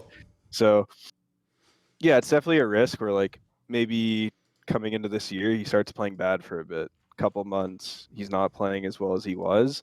And the reality is like it doesn't matter. Like, the truth is my opinion on Donk is like 2 years from now, maybe even earlier than that, like he's gonna be like a Frozen level, up there. He'll be top 10, and like I guarantee it. Probably like 2 years though. But I mean, who knows? Maybe Spirit's just like insane now, Shiro. And could be, yeah, they sure. They just start winning events, and then he's carrying. Like, there is that chance he just instantly goes to it, but I'd say he's guaranteed to be a top 10 player eventually, unless he has some sort of like mental collapse and like can't handle the pressure or something. I guess I have a few angles for this, and that's the beauty of podcasts, that you can kind of have some nuance added to these discussions. That I don't really actually think that it's much of a problem that you put pressure on players with media scrutiny or fan scrutiny, because it's up to the player to just rise above that. Like, I really have so little sympathy for players that get affected by things we say on the desk or things we say in a podcast, because it's like, one, you don't have to listen to anything we say. Two, you shouldn't even care, because unless you start giving value to everything we say, like, you should trust your own judgment in terms of your own ability enough that you don't have to have media reinforcement or fans that are glazing you all the time. If you start to just think like, oh, the fans love me, like I'm going to derive all of my happiness from this, well, you're already going to be living a very hollow existence, and you're probably actually just destined to fail, because people will turn on you eventually. Of course, and yeah. so I'm not really, I don't buy the whole thing of like, we're hyping him up too much, and that is going to set him up for failure.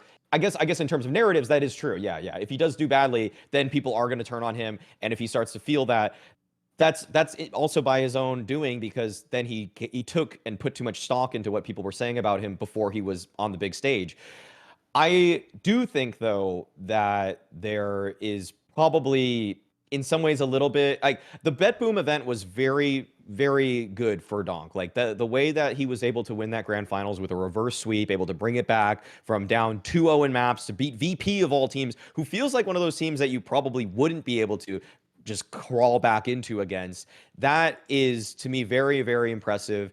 But yeah, we haven't seen him play at a LAN. I've talked about it before, the fact that of all the roles in this game, it feels like riflers, for example, just have such short-lived peaks too. And so that's where it's very difficult he's at least young, so I feel like he's going to be able to focus and keep grinding out the hours over and over again for an extended period of time. But I feel like we've seen it so many times when a rifler just puts in 80% of the effort because they get a little bit too comfortable, they fall out of the top 20 from number 1 in the world. Like it happens so quickly that it's destined to happen again. I'll even actually up the ante though. I feel like I don't get why Donk wouldn't be a top 15 player this upcoming year. I just feel like the only reason he wasn't a top 20 player this year is because Spirit didn't get it to enough big events. And sure, that means he is going to be playing against some slightly weaker opposition, but I don't think it's going to be 2 years. I think he's top 20 this year, and I'd probably say he's going to be like the 10th to 15th best player like for 2024. The problem with that is, though, I actually agree with Daps's premise. If you just look historically, if you look with the eye test, it suggests if he gets it together and nothing drastic happens, he will be a very good player. The reason why Maui, I can't promise he'll be a top X player in this year, it's because he is fucking 16 years old with no experience. And so I give the Monacy example. It's like, if that player, by the way, if we go back in the literal example I give of Monacy in G2, if he'd have just completely flunked that kind of 8 and had shit stats, I would actually have just said, like, that can't be the black mark against him. It's his first massive land. Like, everyone gets, it's like the fucking Matrix. No one makes the first jump. Like, if you do, you're some fucking alien, aren't you? So, he doesn't, it's just more that, like, I just think he has a lot of factors against him. But, like I say, it's more if you are the one. If he is some exceptional talent like a Monacy, he might, then maybe he can make it through that. Maybe he can be mega when he's 16. Some people can do it. It's just, obviously, I wouldn't blame anyone if they weren't. I wouldn't blame him if it took 2 years, like we're talking about, and he had to wait till he's 18. He's got a bit of experience under his belt. I bet, by the way, even the rifle angle's a good point. Notice all the other players everyone said were a surefire to make the top. We're all just the fucking AWPers. He's a rifler, guys. Like, as a rifler, there's no sure thing with riflers. Like, you've got to have the team set around you. You've got to have your role. You've got to have your spots. Like, it's not as simple as, like, when you just see someone on a low-level AWP and you're like, he's pretty quick with his flicks. Like, it's more than that we're talking about here, guys. But I agree. I do think mechanically he's fucking bonkers. Like, it's like, and I know there's plenty of players that people do that, like, oh, HLTV, next one. Like, no, this is like, he's a level above those players. Those are just people in tier 2.75 doing crazy stats. His actual eye test checks out, guys, even including like that Bet Boom tournament. Like, you can watch him against the real teams. It checks out. It looks really good. Right, go on then. We'll move on to the last section. Do you have something else to say, Daps? Oh, no, that's fine. Right, go on then. What is your ugly point? Ugly point was about lack of tournament support from the main tournament organizers for underdeveloped regions, and we can obviously talk about NA mainly. Yeah. I just like to include the other regions because other regions get mad when I say only NA. But obviously, every region is affected by this. That's not Europe or CIS. So, I mean, my opinion is just, I don't know, like, all the changes they made. I know they made like prize money changes, and I'm in ECL now. I don't necessarily know all the changes they made, but it just seems that ESL, even with being purchased and having more of a cash influx, they're still going to like a more cost-saving route, just because I know it definitely costs more money to operate, you know, if they wanted to do a pro league group again in North America, like they used to. Like when there used to be ECS and EPL there, that was really good for the region. And I think just having the teams that are best in our region, staying in our region and having incentive to be here helps the region grow. And that was the reason why NA was super strong from like end of 2017 to like 2020 pretty much. Is like we had tons of organizations, there was incentives for orgs to actually be here, and the tournaments gave those incentives by actually having events ran here and having way more LAN opportunities. And yeah, sure, the structure wasn't the best and like orgs were losing money still back then, but there has to be a way where it can make sense to like help other regions grow.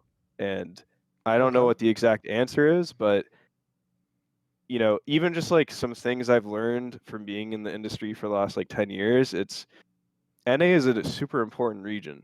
And this isn't to like shit on other regions. By the way, theoretically, it is, I can tell you, Daps, as a content creator, it is the #1 region, because it is literally the region where all sponsor clicks are worth way more than anywhere else. Like, basically, UK, USA, UK, and then a bit of Australia, it's basically places that speak English, are the ones that have the insane access for like ad revenue. And I can tell you for sponsors, it's way higher in America. It's actually the most important region to activate in theory.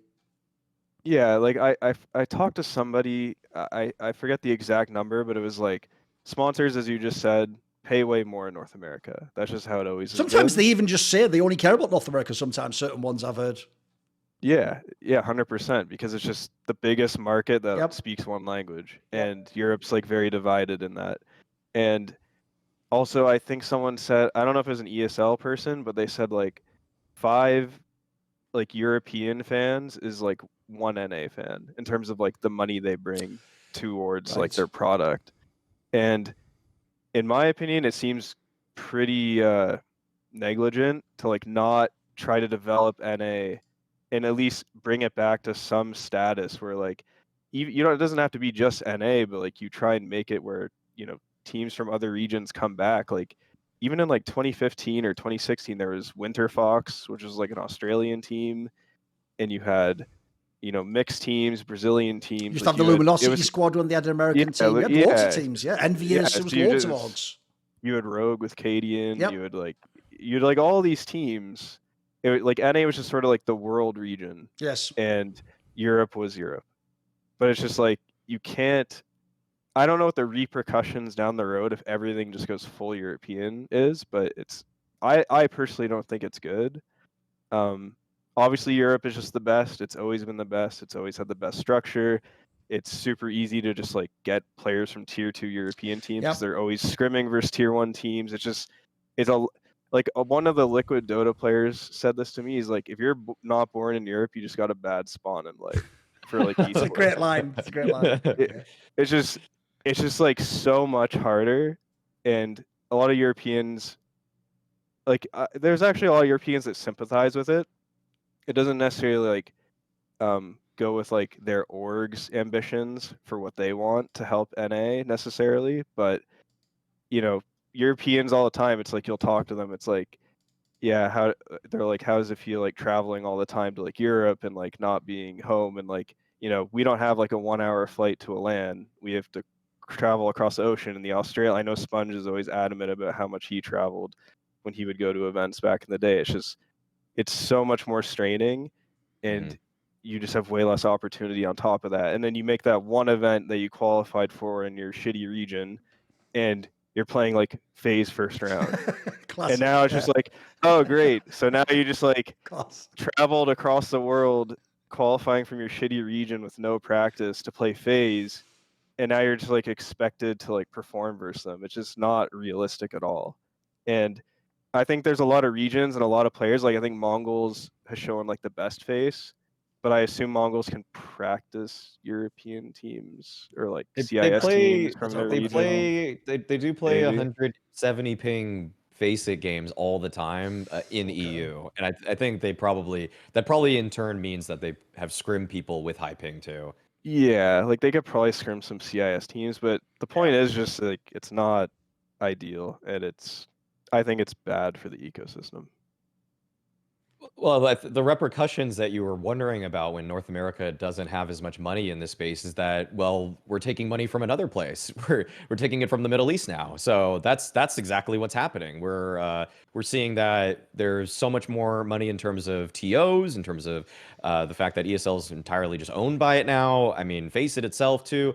If North America had a better region right now and it was more competitive and there were more eyeballs on it and we had more NA investors, I don't think the shift would have happened. I think it's possible. It's possible that there would have been like some tournaments over there, but like, you know, it's still possible like a Gamers 8 would have happened or anything like that. And I'm not even going to comment on my moral stance on it, but it's just that people are kind of like seeing this happen, and I think there is some feeling of dread for a lot of the community because of where the money's coming from now. It could have stayed in North America if we just had better initiatives there and we didn't cut costs in these short-sighted moves that have now had like basically just reverberating effects through the scene. Because where was Falcon? Why would a Falcons team even exist if there were 4 more like tier 1 North American orgs? It probably wouldn't. Like I feel like people would have been a lot more hesitant to ever join that kind of org.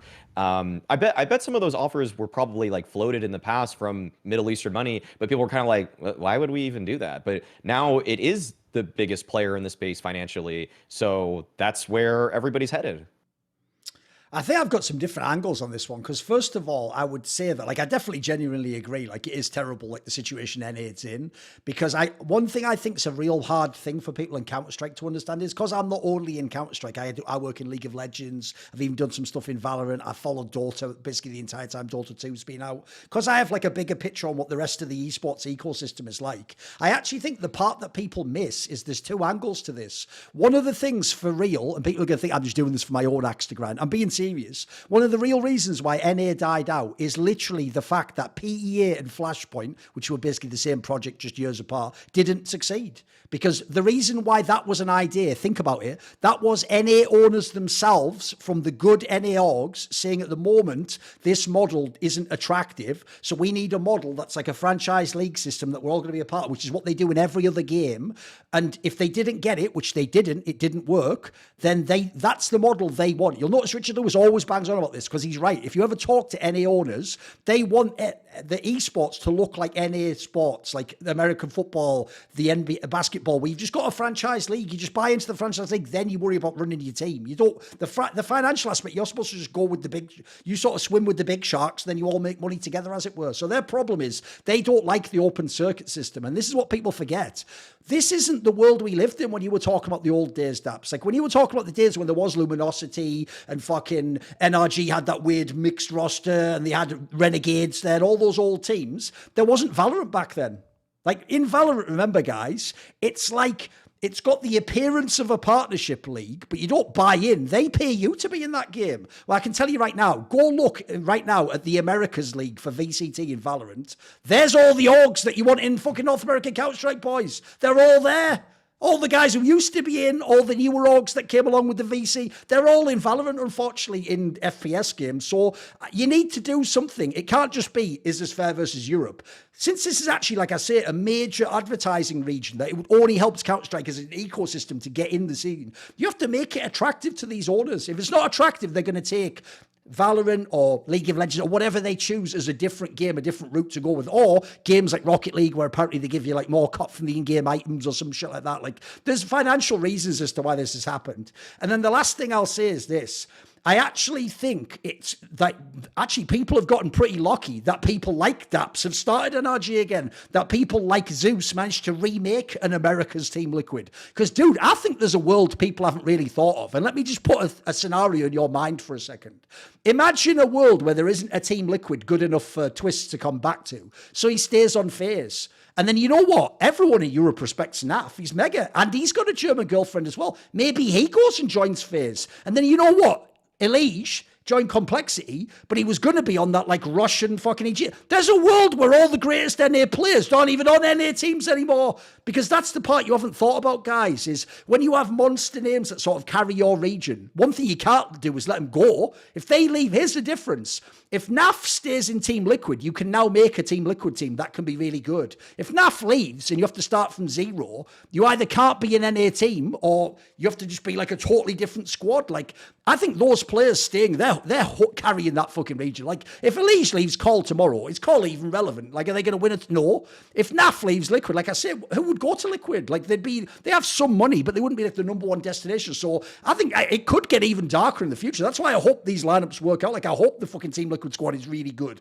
I hope Daps' squad can actually get to lands and be relevant, and Call can get it together, maybe add one more piece. So I don't know. Like, I feel like it is pretty bad now, but I also feel the reason why it's a good one to put in ugly is, dude, it could get worse. I could see it getting a bit darker in the future. Like, I'm not actually sure how this turns around because, like I say, I think I've identified the problems. I don't know what the solutions are, though. It's tough to know. I mean, spoiler, I thought Flashpoint was the solution. Didn't work, did it? So what do you want me to do? Can't run that one back. I mean, I made it, or I did an interview where I said something like that pissed people off, where I said it's not Liquid's responsibility to save NA. Yeah, true. And it's just true. Yeah. It's not like I was just defending the organization itself. It's like, it's honestly on the tournament organizers, which was the whole point of my comment. And I think the hate or backlash should be more put towards ESL and like Blast even to some extent. It's just like, these guys have a lot of power and money, and sure, it'll cost more, but they're just they bled like the whole world dry of like every region, and now it's just NA's like a little bit back with some orgs, but overall it's like, I think it's really bad, and I think that the tournament organizers can do a lot more. And hopefully, if Valve's new ruling in 2025, whatever it means, it's pretty ambiguous, but hopefully it's for the best and helps other regions. Like, come on, the Maui. What is your ugly point? Yeah, mine is, geez, I realized after actually that I made 2 points about HLTV in the same good. episode. It's But all it kind good. of has been like the real news cycle for the last few True. weeks. You know? I mean, Like, there's been I can comment one on- tournament. Yeah, go on. Yeah, I'm not going to comment on Fasher and Kakafu leaving OG. Like, I just, you know, this is more important to me, and that's why I'm going to say something about it. It's that the HLTV is doing these awards every year, and I actually think that there's a lot of merit to them. They're doing those ones like Anchor of the Year, Sniper of the Year. I'm actually on the panel of people that vote on these kind of like, I'd say like individual player accolade awards, the superlatives, and but. What I don't like is that they have these HLTV community awards, and that's kind of my Which, as big far as I complaint. know, are just fan voted those ones, right? Yeah, that's the whole point. Yeah, there's Right. streamer of the year, creator of the year, talent of the year, event of the year, and there's simply popularity contests voted only by HLTV users. And I just feel like this is so meaningless. I was nominated in the talent of the year category, but as soon as I found out, oh, it's 100% fan vote, I just simply couldn't. I barely could write the tweet to like say anything, because like to say, hey, I'm nominated, let's vote for me, because it's like popularity contests just by and large have never really excited me, nor have they been meaningful, because it's usually put just like whoever has the biggest follower base. I'm really surprised by the fact that the three people that are talent of the year nominated or have made it to the finalists are Scrawny, Banks, and Sponge, because for my money, they don't necessarily. I think Banks and Sponge have a pretty solid social media following, but Scrawny making it in top three, actually, to me, itself, it feels like he should just like, that seems like he feels like that feels like a win to me already, because I don't feel like his promotion of his own standing in that, like James Banks is a great self-promoter. Like he's good at his job too, but he's a great self-promoter, and that's like and he has a huge following, which I feel like plays in part to why he would be in there. And I just feel like it's the reason I put this in the ugly category. I'm glad that HLTV are giving these other community members a shout, as opposed to simply just players and the coach for that individual award. But for it to be purely bought out, I mean, to be purely a popularity contest, to me, it's just not really exciting. And the reason I like draw so much ire with this is because, unfortunately, for our jobs, which are so subjective in nature, these awards kind of are some of the only ways to be an objective metric of success.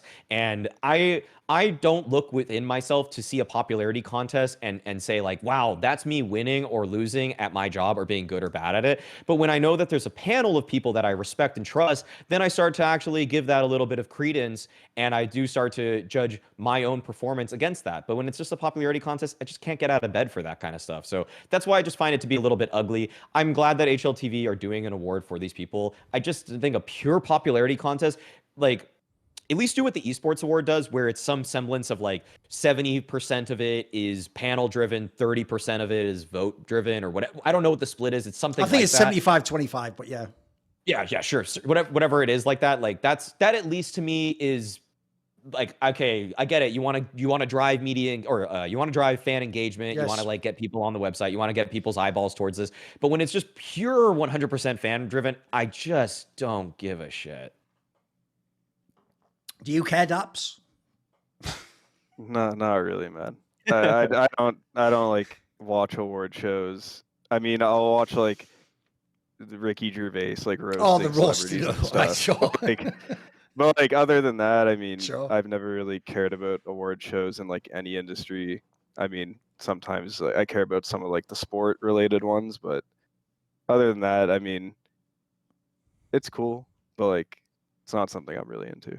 Put it this way, the reason why, like Maui, I do think there is like a necessity for some type of an award like this. It's the same reason why I actually, even if I dislike how they do it, I do like the idea of the HLTV Top 20 for players, because in the same way, as I said before, it's a team game. So I want to give people their flowers individually. That's why actually, like on my point about the Frozen one, essentially, I think the award, their list works the opposite way it should. Like to me, the whole point of that list should be to give Frozen his flowers because he plays on shitty fucking mouse, and to go to Brokey. You already got your fucking trophies and $1 million, you can't. You don't get to be better than Frozen 2 just because you're on a better team. Like, they're doing the opposite, though. So similarly, I agree. Like, in theory, if you're a commentator or a host or something, there isn't really any sort of we don't have stats, so we have no way historically to like show your kids you was sick or something. But if you could show them a trophy, like I was the best commentator of the year, look, even if you go, yeah, but who judged that? It still means something. Some group of people really did pick you as the best. The problem becomes if the fans do it. And here's where I'm going to make it slightly different from Maui's point. It's not that fans can't have an opinion or be right. It's just that, like Maui says, they're not even doing what a panel would do. A panel, in theory, would actually think who even deserves to be nominated, what are the criteria, and then who wins as a result. That's not what the fan's thinking. The fan is just thinking, do I like this person more? So unfortunately, they're not really judging. And also, spoiler, the random fan, like, I can say this. I used to be the same. When I worked in esports, but I'd never been a commentator, I had all sorts of stupid ideas about what a commentator should do, was what he did right. I didn't know anything about technical ability. I used to think people like Red Eye or Damian were just idiots because they didn't have like game knowledge I had. And then later I found out like they're fucking incredible on the mic and they have all presence and things I didn't even know were skills you needed. So my problem essentially is I don't think a fan's even capable of judging. I think all the fans voting for is, one, this is my favourite person, and two, I like them. And I don't even mean they like them at their job. You just like them. Like, you love the voice as a commentator, you love the jokes they make, you love the feel that you get when you watch them. So I don't think that's valueless. Like Maui says, it can have a role, but the idea that's just purely what wins you the award is mental. Because the biggest problem you're going to have here is this. Like, I know cynically why they do it. Maui alluded to part of it. The reason why they do awards that are fan voted is because obviously it incredibly incentivizes every person, Maui just said, who has social media following, who is nominated, to essentially, like, it's almost like affiliate marketing system. They're convincing you to go and do their marketing job to your fans for them. And what they want you to do, I can tell you, is every time this stuff's mentioned, so when the initial list's mentioned, you tell all your fans to vote for you, then they go down to the narrow, remember to vote for me. They just want you to essentially work like a free marketer for them to get you to win the award. And also, by the way, if fans do it, and logically it's mainly the fans who vote the winner, well, then you can't really have bad press about the winner, can you? Because logically the dickhead fans were the ones who picked the guy to win. So no matter what, the fan is going to feel good about the winner. And then the last thing I'll say is this. Here's the example I'd give that I hope highlights why this doesn't really make sense as an approach. Like, look, stream of the year, who gives a shit? That really is just who do you like to watch stream. But the idea for talent of the year, you let the fans vote. Well, then by that logic, HLTV, just let the fans vote the top 20 as well. And if everyone's French, they'll just have to vote Ziwu #1, even when he's shit, because that's what they would do. Think about if we allowed the fans to vote the HLTV top 20. Would we get anything approaching a real top 20 of players? No. The joke is we'd get fucking Pasha and Scream top 10 today if you let them be on the list. Like, that's how stupid the list would be. So the reason I give that example is because that's what's going to happen to the talent. Like, it's just going to be, like Maui says, the most popular, biggest talent with the biggest social media following who does the most posts will get this award. Like, if you're scrawny, like you say, you won just by being nominated. You have no chance to win this award, mate. Like, just forget about it already. Like, you can't beat back to social media. You can't do it, scrawny. Come on. You can't do it. That's like a VK that's popping off. He's like a Doyen that's popping. Yeah, he also has a CIS region. Exactly. Yeah, exactly. He's doing stuff in other countries. Exactly. I have one point. Come on. I remember I did the analyst desk at the major for Face It a long time ago, and like, I mean, I have no experience doing it. It was a lot harder than I thought it was. Oh, it's the Face It London major, right? You're talking about? Yeah. So I did the analyst work there, and I kind of agree that, like, I don't think it should be a fan vote just because there's a lot of like behind the scenes stuff where like you want people on the ground that actually see how hard the talent works. Like, yes. I was super impressed by Freya and Sponge, especially like when I did the analyst work, that just like how much effort they put in like between the matches. Like, there's some talent that don't really watch the matches too much. Like, they're a lot better just kind of like free flowing it and just like whatever. But like Freya and Sponge especially, I was like, wow, that's like a lot of work and a lot of effort and like preparation. And I think it definitely shouldn't be a fan vote just because you need someone who's on the ground that like knows these people and can like actually judge them for like the work they put in. So I agree with that. Right, let's do it then. The last point of the show is my ugly point. And remember, you always have to remember, the last category is not bag, it is ugly. So I've purposely picked this one. It's going to sound mad, though. I can tell I'm already going to trigger so many people when I say this one. My actual ugly point is the news that Complexity has extended a bunch of the contracts in the team. You're all good. What? Here's why it's ugly, but not bad. It's not bad because like the team has performed. Like the team, I have to say, I don't normally believe this concept's a thing, but if you're a little team like the Complexity lineup, most of the players do not get paid massive salaries. No one had any expectations in CS2. And by the way, they could straight up have just won that IM Sydney event. And they've been in the mix at a bunch of the events. Like, they have performed way above the level I thought. So in a sense, I do think some of these players have sort of earned, you know, a chance to keep playing for complexity. My problem is just this. This is why I put it as ugly. I do think if you saw the way so far EliGE has played in CS2, and you consider you've still got plenty of spots in this team. Like, you could just remember, if you switch Halsuk for a different AWPer, that could even be an import player. It's just another fucking import for import. And you can put another import player. I just think this is the ugly part. I think with how good EliGE looks so far in CS2, sign a couple of these players, but can't we just get like one really good player and put him in this squad? Like, I think this team is one piece from actually being really good. Like, not just like a good team and EliGE can put, they're not that far from actually being like a real elite team. And so the bummer for me is just the idea they're doubling down this lineup. I just want one more star. Give me one more star, and I think you could do something with this team. I think. Sorry. Go for it. Like, my personal opinion is, I think it's hard for a team in this position to make a change like that with the success they've had recently, because it's the first time they've ever had this level of success. And to go into like a boardroom and be like, hey, we're going to like change the dynamic of the team now. And they've also been together a long time, and I know all of them pretty well, and, you know, they're pretty close as well, right? So it's like, the second you start messing with that, like, team environment that's built over time, and it's not something you can just like replicate, and like, you could bring in a new player and they could on paper be a lot better than the player you replace, but they could also just like ruin the team atmosphere wise, and then now everyone's production's lower because now that whole like everything's changed. Obviously, like, hopefully the scouting isn't that bad where that would happen, but it's a possibility. So it's just they're kind of in a position where they probably just don't want to spend big money on like a huge big name player and risk losing what they have at the moment. Where are you at, Maui? Yeah, I think if I do just think about it on paper, I would say that the obvious place to change is probably Halsuk. He wasn't necessarily bad, but it's just that there's so many people that You just think if you put a really good AWPer in, though, what it'd do to this team, you know? It's that, but also the fact that when you have EliGE, Grim, and Floppy, you have an America's RMR spot. So that's why, to me, they're a bit more irreplaceable. And JT has proven himself to me to be a very solid in-game leader. He's earned a state of execution for sure, yeah. And he also just seemingly got a boost as an individual once he switched to CS2. Like, his fragging output is just, it's legitimately kind of like an X factor for them in game. So like, those four to me feel like they're really good. I'm kind of in between you guys, I guess. Like, I feel like with daps, like, you know, you're saying, you know, you could ruin the chemistry and everything like that.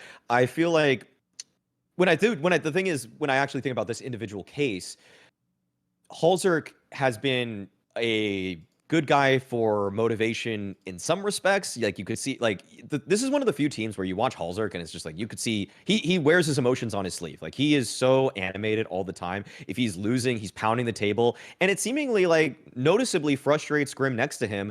But ever since EliGE joined, I feel like the dynamic and the mentality of the team has gotten a lot more professional, a lot more stabilized. But before, it was like, man, Halsuk, game to game, you don't know if this guy is going to be popping off and motivating everybody, or he was going to actually make Grim fearful that the table next to him is going to fall apart because he's just slamming it so many times. So I feel like, you know, you're right. Like, you know, you can change the team dynamic and it can ruin everything. But like, of anybody that was probably kind of the like standout person for like, well, emotionally, if you could change somebody, who would it be? It probably would still be Halsuk, and he's kind of the player you would replace too. But I also think that he's been serving his, like, he's been doing his job on this team just enough. But we just see. I mean, he was playing really well for a while, and I mean, I also made that point with the context of like, I don't think they can get the AWPer that you would want to like fill this like situation. No, he's on your team. He's on your team.